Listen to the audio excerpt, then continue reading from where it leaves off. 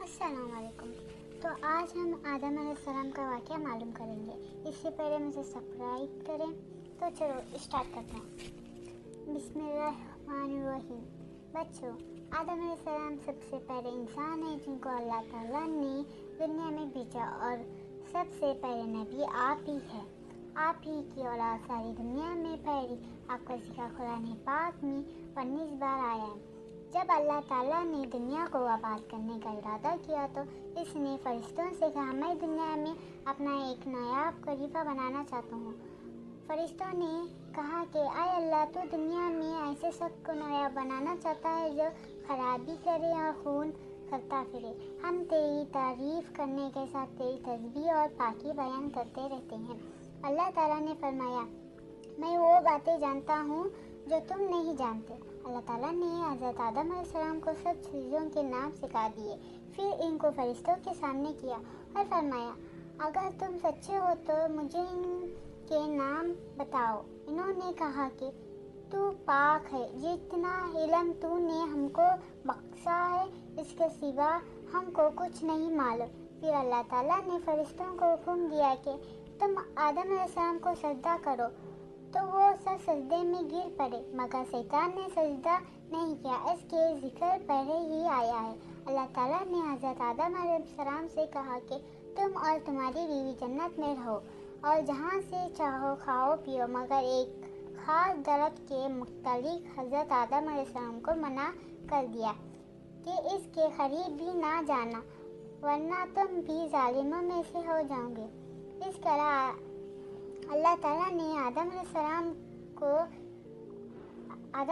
का इम्तिहान लिया कि देखें ये हमारा कहना मानते हैं या फिर भूल जाते हैं और शैतान के बहकावे में आ जाते हैं। शैतान जो पहले ही हज़रत आदम अलैहिस्सलाम से नाराज़ था कि इनकी वजह से वो खुदा ताला के दरबार से निकला और खुदा ताला की लानत इस पर हुई। इसने कसम खाई थी कि मैं हज़रत आदम और इसकी औलाद को क़यामत तक भड़काता रहूँगा कि अल्लाह ताला का कहना ना मानना और खूब बुराइयाँ फैलाएं।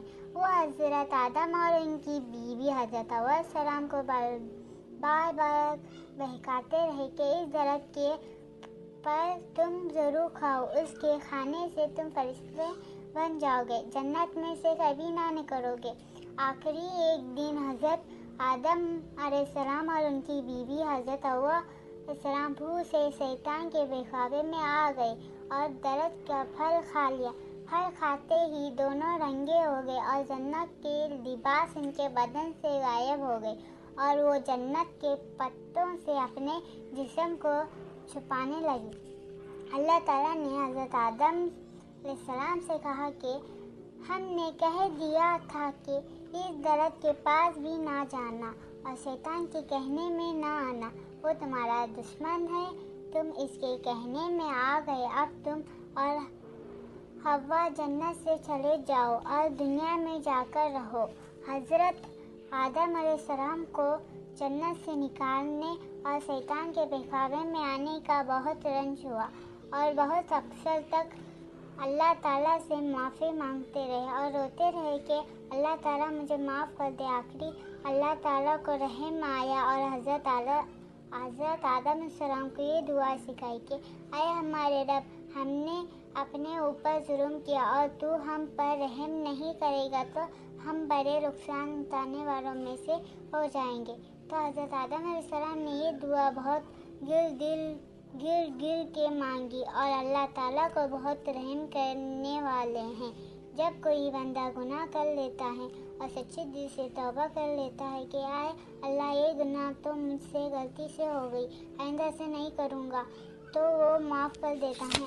चुनांचे हज़रत आदम अलैहिस्सलाम को भी अल्लाह ने माफ़ कर दिया और फिर कहा कि तुम और तुम्हारी औलाद दुनिया में रहो और ये बात याद रखो कि जब मेरी तरफ से कोई नबी मेरी हिदायत लेकर तुम्हारे पास आए तो तुम इसका कहना मानना। जो मेरी भेजी हुई नबियों का कहना मानेगा उसको फिर ना कोई खौफ होगा और ना गम होगा, और जो लोग मेरे नबियों की बात को नहीं मानेंगे और हमारी आयतों को झुठलाएंगे वो दोज़ख में जाएंगे और हमेशा उसी में रहेंगे।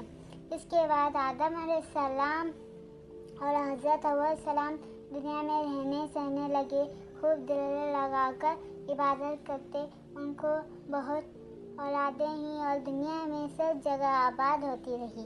حضرت آدم علیہ السلام اپنی اولاد کو یہی بات بتاتے رہے کہ تم کبھی شیطان کے بہکاوے میں نہ آنا، وہ ہمارا دشمن ہے اور ہم کو برائی باتیں کرنے کے لیے بہکاتا رہتا ہے۔